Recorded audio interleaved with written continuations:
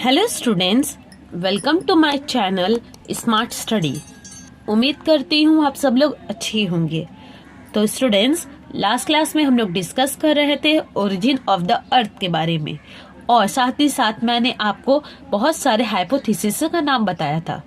तो उन्हीं हाइपोथेसिस में एक हाइपोथेसिस था कांट्स गैसियस मास हाइपोथेसिस, और आज के इस वीडियो में मैं आपके साथ कांट्स गैसियस मास हाइपोथेसिस को ही डिस्कस करूंगी। तो देखिए स्टूडेंट्स, इस हाइपोथेसिस में क्या बोला गया है और इस हाइपोथेसिस को किसने दिया था, आइए जानते हैं।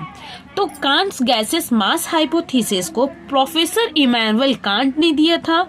ये एक जर्मन स्कॉलर थे। ओके, अब ये हाइपोथेसिस कब दिया गया था? ये हाइपोथेसिस 1755 में दिया गया था। ओके, तो इस हाइपोथेसिस में क्या बताया गया है? कांट्स ने अपने इस हाइपोथेसिस में बताया है origin of the earth and solar system. Okay, क्या बोला जा रहा है कि कांट्स के इस हाइपोथेसिस में ये बताया गया है कि अर्थ की ओरिजिन कैसे हुई है और सोलर सिस्टम की ओरिजिन कैसे हुई है। ओके, तो आइए आगे देखते हैं अब क्या है। तो आगे देखिए, कांट्स के मुताबिक यूनिवर्स में क्या था? कांट्स के मुताबिक यूनिवर्स में इनन्यूमरेबल टीनी प्रीमोर्डियल मैटर जो थे वो सेपरेट किए हुए थे, वो फैले हुए थे। ओके, और ये जो टीनी प्रीमोर्डियल मैटर जो थे ये पहले कैसे थे? पहले थे कोल्ड एंड मोशनलेस। मतलब ये प्रीमोर्डियल मैटर जो थे, यानी छोटे छोटे जो मैटर थे, ये क्या थे? ये ठंडे थे और इनमें किसी तरह की कोई मोशन नहीं थी। ओके स्टूडेंट्स, अब आगे आइए। अब देखिए नेक्स्ट पॉइंट पे क्या बोला जा रहा है। Due to gravitational attraction they came closer to themselves and fell in collision for which temperature increase. तो ग्रेविटेशनल अट्रैक्शन की वजह से ये टीनी प्रीमोर्डियल मैटर्स जो है वो क्या हो गए? एक दूसरे के करीब आए। ठीक है, अब एक दूसरे के करीब आए तो क्या हुआ? जिसकी वजह से ये एक दूसरे के साथ टकरा गए। ठीक है, अब देखिए क्या होता है, अगर हम लोग किसी दो चीज को आपस में करीब में लाएंगे क्या होगा? टकराएगा वो आपस में। ठीक इसी तरह ये जो प्रीमोर्डियल मैटर्स थे ये ग्रेविटेशन अट्रैक्शन की वजह से एक दूसरे के करीब आते हैं और टकरा जाते हैं। टकराने के बाद टेम्परेचर जो है वो इंक्रीज हो जाता है, टेम्परेचर जो है वो बढ़ जाता है। उसके बाद देखिए क्या हुआ, उसके बाद ये क्या करने लगे? ये मोशन में आ गए। अब ये घूमने लगे, हरकत में आ गए, और इनकी मोशन की वजह से इनमें एंगुलर वेलोसिटी पैदा हुई। ठीक है, अब धीरे धीरे क्या हो रहा है? वक्त गुजरने के साथ साथ इनकी स्पीड में इंक्रीज हो रहा है, स्पीड तेज हो रही है, जिसकी वजह से इनके रास्ते से लाइट इमिट होने लगी, लाइट निकलने लग गया। अब उसके बाद देखिए क्या बोला जा रहा है? The angular velocity increase. जैसे कि मैंने आपको क्या कहा, मोशन की वजह से इनमें एंगुलर वेलोसिटी हुआ, और ये जो एंगुलर वेलोसिटी था वो इंक्रीज होने लग गया। ठीक है, अब देखिए क्या हुआ तब? एंगुलर वेलोसिटी इंक्रीज होने की वजह से the centrifugal force came into action to separate them from gaseous mass which in time formed rings।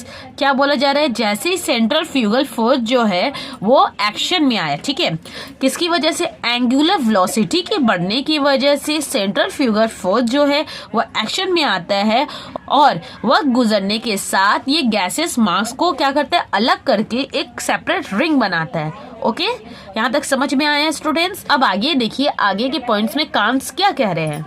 They become to cool as a result condensation occur and they become planets.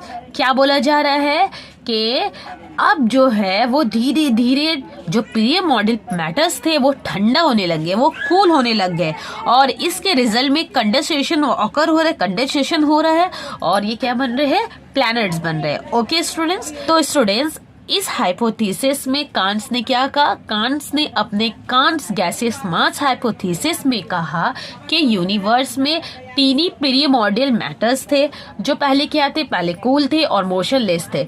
Okay, उसके बाद क्या हुआ? Gravitational attraction की वजह से ये एक दूसरे के करीब आए और टकरा गए, और टकराने की वजह से इनके टेम्परेचर में इंक्रीज हुई।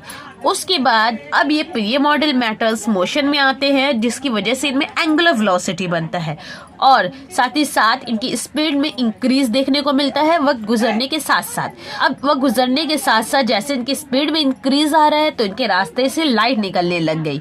ओके, अब और क्या हो रहा है, अब और वक्त गुजर रहा है तो इनके एंगुलर वेलोसिटी इंक्रीज हो रही है। एंगुलर वेलोसिटी इंक्रीज होने की वजह से सेंट्रीफ्यूगल फोर्स जो वो एक्शन में आ रहा है, वो काम कर रहा है और फिर ये गैस मास को क्या कर रहा है, अलग करके एक रिंग फॉर्म कर रहा है। उसके बाद क्या हुआ, उसके बाद ये टीनी पीरियड मैटर जो वो ठंडे होते हैं, जिसकी वजह से कंडेंसेशन होता है और फिर प्लैनेट्स बनता है। ओके, तो देखिए स्टूडेंट्स, अगर हम इस हाइपोथेसिस की बात करें तो कांस के ज़माने में और कांस के बाद कुछ सालों तक काफ़ी तरक्की करती है, काफ़ी चर्चे में रहती है। लेकिन आगे के साइंटिस्ट जो आते हैं वो रिसर्च करते हैं ओरिजिन ऑफ द अर्थ के बारे में कि अर्थ कैसे ओरिजिन हुई, सोलर सिस्टम कैसे ओरिजिन हुआ। तो बहुत सारे क्वेश्चन अराइज होती है इस थ्योरी में, इस हाइपोथेसिस में। ओके, जिसकी वजह से क्या हो गया, इसमें कुछ क्रिटिसिज्म आ गया और साइंटिस्ट जो है इस हाइपोथेसिस को क्या कर गए, कैंसिल कर गए और दूसरा अपना हाइपोथेसिस आया। ठीक है, जो हम लोगों को ये बताता है किस तरह से अर्थ की ओरिजिन हुई और सोलर सिस्टम ओरिजिनेट हुआ। ओके स्टूडेंट्स, तो स्टूडेंट्स मैं आज का अपना सेशन यही खत्म करती हूँ। अगर आपको वीडियो को समझने में किसी तरह की प्रॉब्लम आई हो तो आप मुझे नीचे कमेंट में लिखना, मैं इसका आंसर ज़रूर दूंगी। तो मैं मिलती हूँ आपसे अपने अगले वीडियो में, तब तक के लिए पढ़ते रहे और जानकारी हासिल करते रहे। थैंक यू, अल्लाह हाफिज़।